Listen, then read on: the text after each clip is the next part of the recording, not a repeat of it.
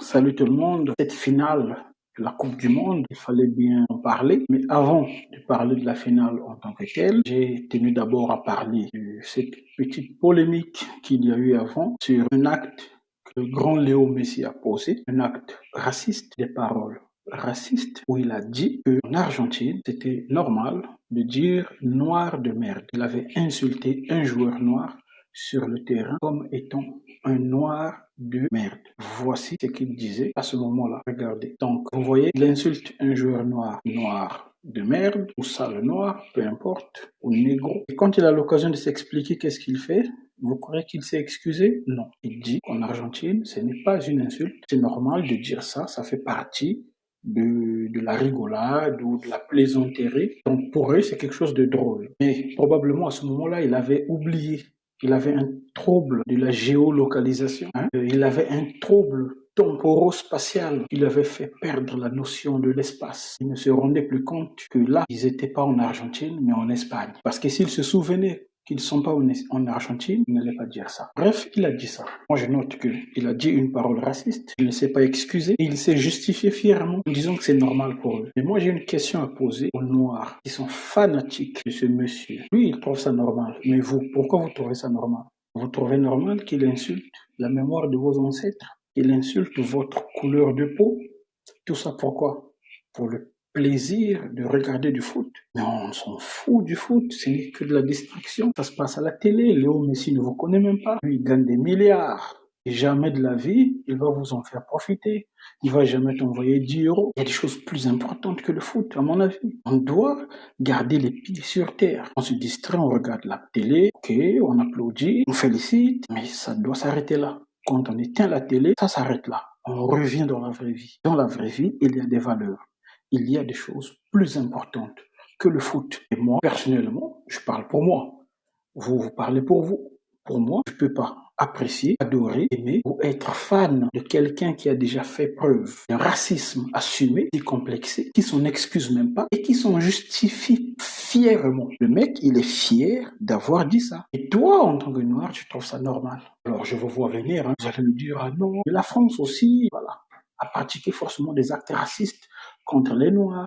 Pareil pour peut-être l'Espagne, on peut même dire l'Allemagne, et plein d'autres pays, les États-Unis et tout ça. Et vous avez raison. Moi, je suis pas en train de dire que l'Argentine est le seul pays raciste sur cette terre. Non, parce que ces actes racistes sont passés dans le passé. Moi, je dis simplement que la différence entre certains pays de l'Amérique du Sud, comme l'Argentine, l'Uruguay, le Paraguay, c'est qu'ils pratiquent un racisme assumé, décomplexé, au temps moderne, c'est-à-dire jusqu'en 2026. C'est-à-dire ce sont des gens qui justifient les actes racistes qui se sont passés dans le passé, la traite négrière. Et en 2026, ils assument que c'est bien. La différence des autres pays où, on va dire, l'esclavage ou la traite négrière est quelque chose qui a été pratiqué dans le passé et que les peuples aujourd'hui, ils font même l'effort de condamner ça. C'est-à-dire, sociétalement parlant, on retrouve par exemple que dans l'équipe de France, il y a des Noirs. Dans l'équipe d'Allemagne, il y a des Noirs. Dans l'équipe des États-Unis, il y a des Noirs. Alors qu'on sait aussi que parfois, même jusqu'au 2026, il y a des discriminations contre les Noirs aux États-Unis. Mais de façon globale, en même temps, il y a des combats qui sont gagnés par les Noirs. La preuve, dans l'équipe nationale des États-Unis, on a vu à la Coupe du Monde, il y a des Noirs. Quand on prend même certains pays d'Amérique du Sud, au Brésil, il y a des Noirs.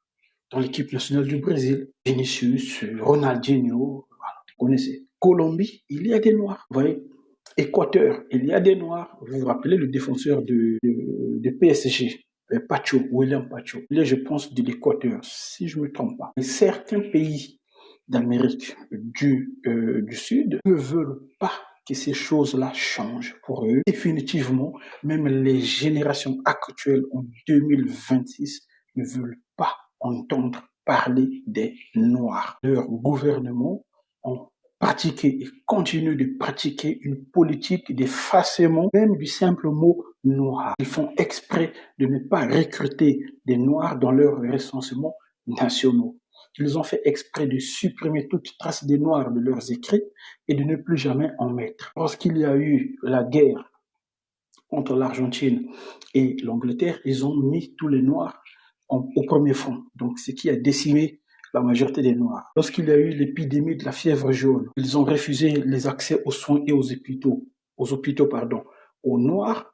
On les a laissés crever sans médicaments. Ils ont donné des instructions à tout le personnel médical d'injecter des maladies mortelles à tous les Noirs. Ils ont donné des instructions à tout le personnel médical de castrer les Noirs d'une manière ou d'une autre, de manière insidieuse bien sûr, sans leur consentement, à leur insu. Ils ont commencé à fabriquer des produits spécialement dédiés aux Noirs. Devinez pourquoi? Parce qu'on y met des produits qui vont bousiller la vie de ces Noirs. Soit ça va les castrer, soit ça va finir par les avec le temps. Donc, ça, c'est des pays qui continuent de pratiquer ces politiques jusqu'en 2026. Ce qui n'est pas le cas en France, en Allemagne, en Italie, aux États-Unis et tout. En France, il n'y a pas eu une politique de génocide contre les Noirs. En Italie, il n'y a pas eu une politique d'élimination de toutes sortes et de toutes traces des Noirs. En Allemagne, pareil, en Suisse, pareil et tout. Mais pourtant, dans le passé, c'est des pays qui ont aussi pratiqué la traite négrière. Et même en 2026, on peut retrouver encore, on va dire, des Français, des Italiens, des Allemands, des Suisses, des Américains, qui peuvent être racistes, oui, mais de façon globale, quand on prend le pays dans son entièreté, ils n'ont pas mis en place une politique d'élimination de l'homme noir. C'est ça la différence avec ces pays de l'Amérique du Sud, comme l'Argentine, l'Uruguay, le Paraguay, pardon, qui continuent de pratiquer ça jusqu'en 2026, et ça va continuer. Ils vont pas le dire devant les micros comme ça, mais c'est ce qui se passe. La preuve, le racisme est très décomplexé. Quand j'ai découvert cette vidéo de Léo Messi, j'étais déçu parce que j'ai jamais cru que Messi peut descendre aussi bas. Luis Suarez, uruguayen, je sais plus en quelle année il jouait à Liverpool et Patrice Evra jouait à Manchester United. Luis Suarez avait insulté Patrice Evra de sale nègre, sale noir. Et il s'est aussi justifié, il s'en est jamais excusé. Il a dit non, je ne l'ai pas insulté. Chez nous, c'est juste un mot normal, c'est pas une insulte. Voilà. Et donc, depuis là aussi, j'ai jamais pu être fan de Luis Suarez, quel que soit son talent footballistique, quel que soit, il a fait partie de la MSN, ils ont régné, machin. Mais je peux pas être fan de lui. Je peux, par honnêteté intellectuelle, dire que c'est un bon joueur, c'est un bon attaquant, il a bien joué. Félicitations pour son match. Mais de là à être son fanatique, non. Parce qu'en faisant ça, c'est aussi moi qui l'a insulté. Donc l'histoire, voilà, c'est notre histoire. C'est comme ça, les ancêtres se sont battus pour que nous, on ait le droit d'exister, pour que cette couleur ait le droit d'exister en 2026. Vous vous rendez compte, les gens sont morts pour ça. S'ils ne se sont pas sacrifiés pour ça, aujourd'hui, toi et moi, on n'existerait pas. Pourquoi? Parce que nos ancêtres auraient subi des génocides. Et donc, si tes parents ont subi un génocide avant, ben, toi et moi, on ne serait pas là. Si on est là, c'est parce que des gens se sont sacrifiés pour que cette couleur de peau-là soit acceptée et ait le droit d'exister sur cette terre. Donc, toute personne qui va insulter la mémoire de ses ancêtres-là et qui va insulter cette couleur, j'ai pas les moyens de lui traîner en justice. Il a plus d'argent que moi, il est loin, il est atteignable, il est peut-être une star. Mais par contre, c'est mon choix à moi de l'aimer ou pas. C'est mon choix à moi d'être son fanatique ou pas. C'est mon choix à moi de l'apprécier ou pas. Ça, personne n'a le pouvoir sur ça. Ça me regarde. Voilà, c'est tout ce que je dis. Cela dit, maintenant, il faut reconnaître le talent de Léo Messi. Donc là, maintenant, je vais en venir à la fameuse finale de ce soir. Ça sera une finale légendaire, historique, quoi qu'il se passe. Pourquoi?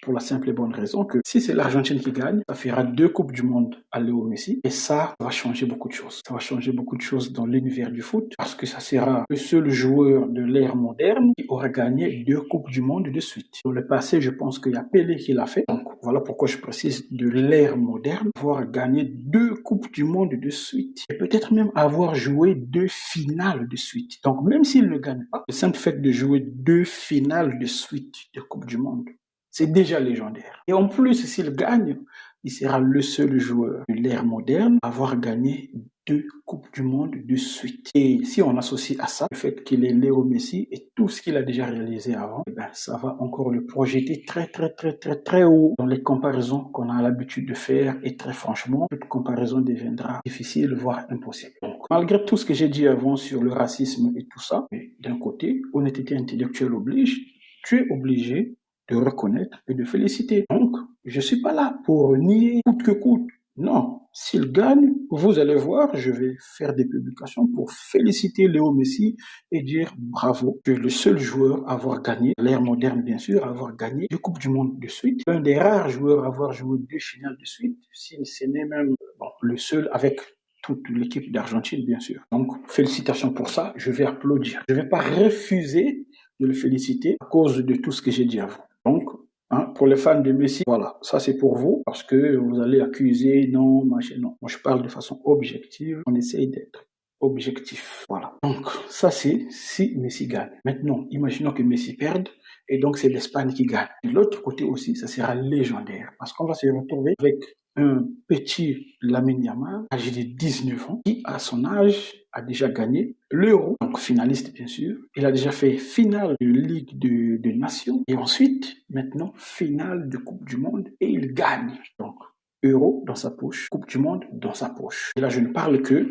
des compétitions internationales. Je ne parle même pas du championnat, juste des compétitions internationales, puisqu'il n'a pas encore gagné de Ligue des Champions. Donc, Euro, Coupe du Monde. À 19 ans, c'est légendaire, les gars. Est-ce que vous vous rendez compte? Voilà. Donc, moi, je suis pas un fan du Barça, ni de Lamine Yamal, mais honnêteté intellectuelle oblige, tu es obligé de lui tirer ton chapeau et de dire félicitations. Bravo. Tu es sérieusement un exemple. Pas sur tous les points, mais un exemple de précocité, un exemple d'audace. Parce que le petit, il a l'audace. Rappelez-vous que c'est lui-même qui a demandé d'aller en conférence de presse pour le match de préparation contre la France. C'était pas lui qui était programmé. Il est venu voir le coach, il a dit, je vais y aller. On l'a laissé aller et on a vu ce qu'il a dit. Il a défié la France. Il a dit, Mbappé c'est un grand joueur, mais moi je suis le meilleur. Et demain on va vous montrer. Et le lendemain, l'Espagne a gagné 2-0 contre la France. Ça a marché, donc on le félicite. S'il avait échoué, on allait lui tomber dessus et le détruire. Et on aurait eu raison. Mais comme il a gagné, c'est lui qui a raison. Donc, exemple d'audace. Félicitations, mec. S'il gagne, bien sûr. Donc, dans les deux sens. Que ce soit l'Argentine qui gagne, ça sera légendaire. Bravo à Léo Messi. Il aura tué le game. On n'aura plus besoin de comparer Ronaldo, Messi, machin. On aura juste besoin de dire Léo Messi a terminé le game et Ronaldo, voilà, il fait son truc, pas besoin de le dénigrer, mais voilà, il fait son truc. Voilà, il va certainement atteindre ses 1000 buts, on va aussi le féliciter. Voilà, donc continuons juste de kiffer, de profiter. De l'autre côté, si c'est Lamine Yamal qui gagne, on va aussi dire bravo mec. Coupe d'Europe, Coupe du Monde, à 19 ans, respect. Donc pour ma part, je ne supporte personne, donc je dis tout simplement que le meilleur gagne pour ce soir. Et toi qui me suis, donne-moi ton avis en commentaire.